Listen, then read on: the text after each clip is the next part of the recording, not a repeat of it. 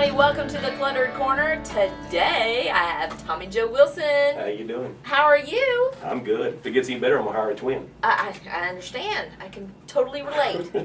Now, you starting off really, really good playing in Texas again because you've got the three-name thing going. You know how we like that. Robert Earl Keen. Oh, you're right. I mean, Jerry Jeff Walker. Hey. That's good company. Yeah, exactly. So you're on the right track. Well, what's your middle name, Katie? Well, actually, my name is Ellen Kathleen. Ellen Kathleen Key. Yeah. How what do you think about that? I think it's a winner. Yeah, that's why I go by Katie. Okay. Ellie Cat. Yeah, there you go. Let's call you Ellie Cat. All right, I like that. You're from East Texas. Yeah, Canton. Canton. Home of the world's largest flea market. Yes, it is, and I love that place. You been? Oh, yeah. Oh, it's a monster. Oh, yeah. It's coming up next weekend. I know. You coming? I think I will. Call me. Okay. All right. Okay, but you're an East Texas boy, but you went to Nashville. I did.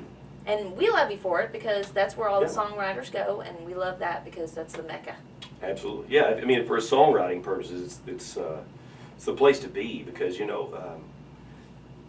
learned the difference between the Nashville songwriting community and the Texas community isn't a talent difference. It's more so of a collective effort. Like in Nashville, everybody's in the same place. Yeah.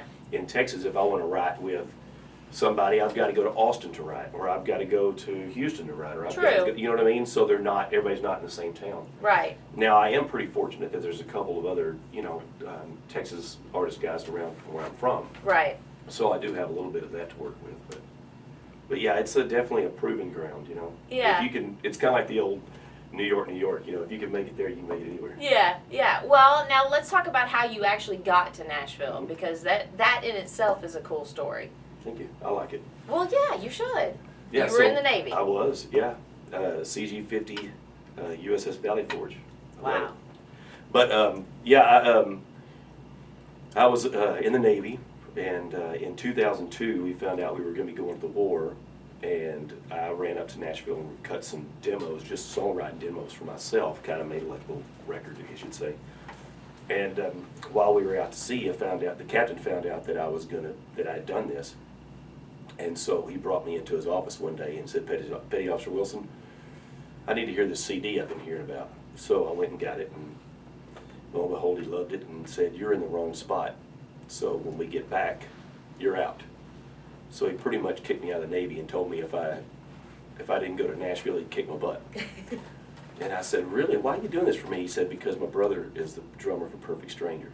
So that's awesome. Yeah, so I went up there and kept my promise and got a songwriting deal and played for tips at Tootsie's and all the other places and, had a great time. Yeah. Well, now, while you were playing in one of those clubs, somebody else walked in and heard you and got up on stage with you. Yeah, a bunch of times. Well, tell us that story. Which one? Tell us about Hank Jr.? Okay, that'll work.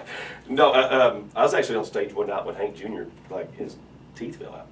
They're all fake. Yes.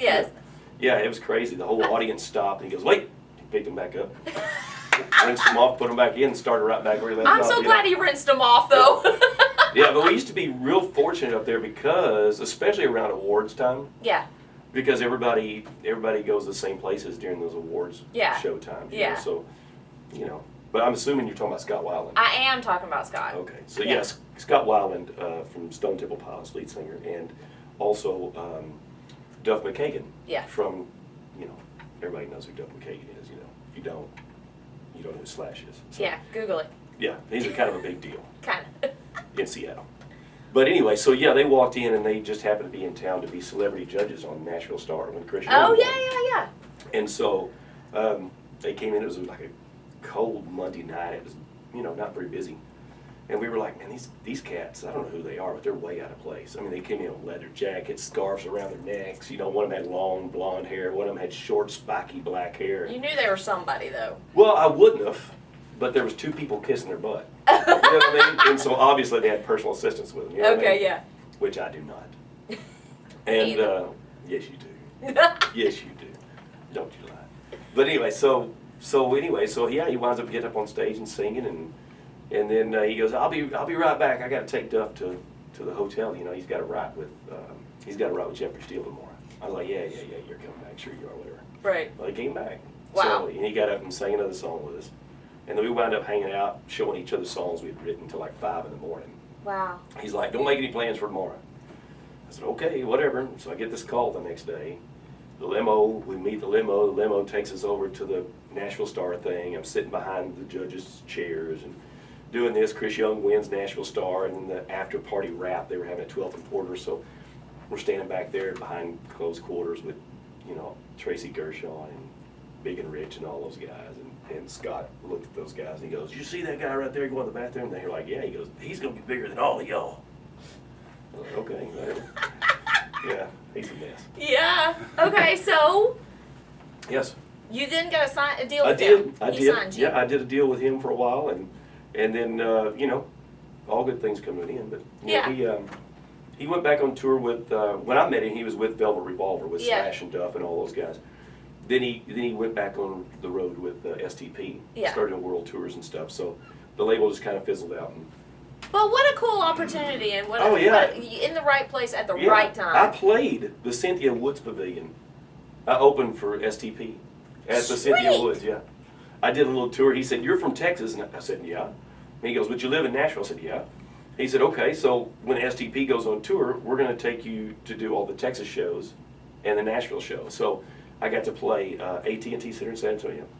And then we came and did Cynthia Woods. And then we did what's now Verizon Amphitheater in Dallas, but it used to be called the Nokia. Uh-huh. And then I did the Grand Ole Opry House. Wow. Yeah, and I thought, I'm standing backstage, I'm like, or not standing backstage, before we ever did the show, like we were on the drive up there, I was like, man, I've never been in that wooden circle. Yeah. And I thought, I'm gonna be so damn nervous. And the funny thing is, by the time we got there and got set up and got catering, did all that stuff, it's time to go out there and do your thing. Yeah. I never even took the time to acknowledge. Wow. I was like, this blows when I get off stage. Yeah, you're like, ah! I was like, can I go back out there? Yeah. But, Wow. Wow. That's just the way it is sometimes. Yeah. Well, okay, so now you're playing and you've released a single to Texas. Yes. And Yep. tell us about that. It's cold beer, and who doesn't like cold beer? I mean, gosh. I was just actually it's tweeting summer. earlier that I needed one, so. You do? Let's go get one after this. Right? I ain't scared. Y'all got some ice houses, right? Oh, Isn't that yeah. Isn't that what they call them down here, ice houses? Oh, yeah. But yeah, cold beer's doing really good. I think we've been on, I don't know, how long we've been on with you guys? 10 weeks, something like that? Can't keep up, yeah. Yeah, and I think we hit number 30 last week, so we're doing good.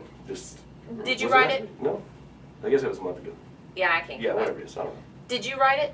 I did. Okay, and I wrote it with 3 of my buddies. yeah. And we actually wrote this song in Nashville. And we were sitting around the writing room, we're like looking at each other going, okay, what are we gonna write about? Yeah. And we didn't have writer's block, but we were just not coming up with anything clever, And so all of a sudden, one of my buddies cracked the top on a beer. And I was like, that's it.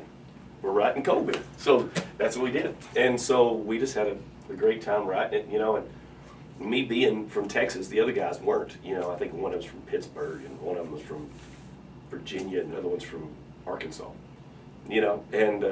But we had one thing in common. We all liked beer. Hey, that works. And I said, so let's write a song nobody's ever done. Everybody always talks about beer, getting you drunk, doing this, yada, yada. But I don't think anybody's ever said what beer actually goes with besides tailgates, rivers, and Yeah. all the stuff everybody talks about. And normally when I write, I try to write things that aren't so cliche, So it talks about Hooters hot wings and stuffed jalapenos and the different stuff that it goes with. Yeah. So. So it's more about the experience of the cold beer itself. Yeah, I'm not just what you trying to do with it. educate the listener on what you can do with beer. See, that's what we needed. Hey, Obviously. I'm like the Bobby Flav. Is that his name? I'm like Bobby the Bobby Flav. Flay. All this time we call him Flav. I mean, We are talking about the cook, right? the The one chef? with the wild hair. Yeah. That wears the Kix Brooks flame shirts. No, that's Guy Fieri. Oh, Guy Fieri. See, I don't even know.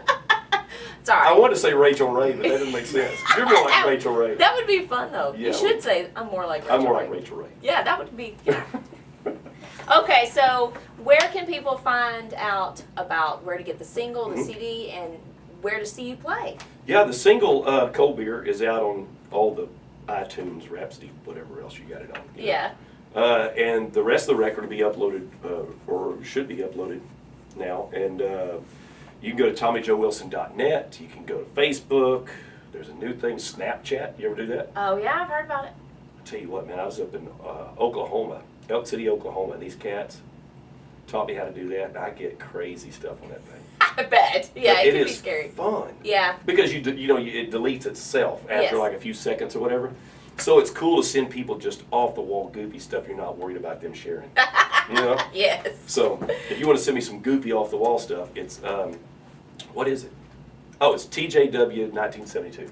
Okay. And then Twitter is TJW Band. Okay. Is that all of them? I think so. Facebook, Twitter. Is that all my social media? I hope so. Aren't you my manager? Instagram? No. Oh no. Okay. Not today. Okay. All right. Well, thank you so much for coming to the corner and visiting and telling stories. Mighty cluttered. I like it. You like it? I love it. All right. So you're gonna bring me something I'm gonna for bring it. you something. I think I'm gonna bring you a tip joke. I love it. I think it'd be great. I think we need tips. We should. Well, yeah. It's And a a lot of six-pack. work. And a six-pack. Exactly. Will that tide us over? Maybe. Thank you again. Everybody get out and check out Tommy Joe Wilson. He's got 3 names. Cold beer, just the way they serve it in here. It could be from damn near anywhere, 'cause I like cold beer.